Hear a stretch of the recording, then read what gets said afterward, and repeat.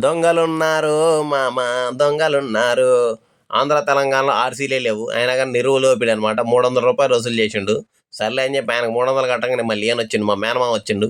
ఈయన 100 రూపాయలు అని ఆర్గ్యుమెంట్ చేసిండు అనమాట. బండి ఆపుతారు, లేకపోతే చేసేది ఏం లేదు.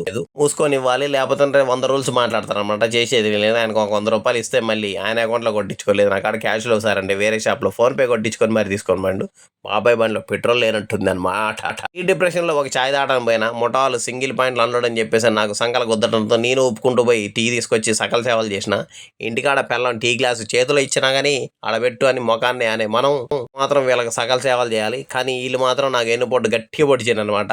మొత్తం బండి కాదు 500 కట్టలు ఇక్కడ దిగినాయి, ఇంకో 130 కట్టలు రావులపాలెం పోవాలని చెప్పేసి నాకు చెప్పలేదు. వాళ్ళు దెంగేసినాక సేల్స్ ఆఫీసర్ మాత్రం అఫీషియల్గా చెప్పిండు, మూసుకొని పట్ట నేనే కట్టుకుంటున్నా, చేసేది ఏం లేదనమాట. 24 గంటలు అయితే ఇంతవరకు ఈ 100 కట్టలు దింపిన నాదురే లేడు. దింపిస్తా అంటున్నా. అందుకే ఖాళీ నాది నేనే పిసుకొని తింటున్నాను అనమాట. బాయ్.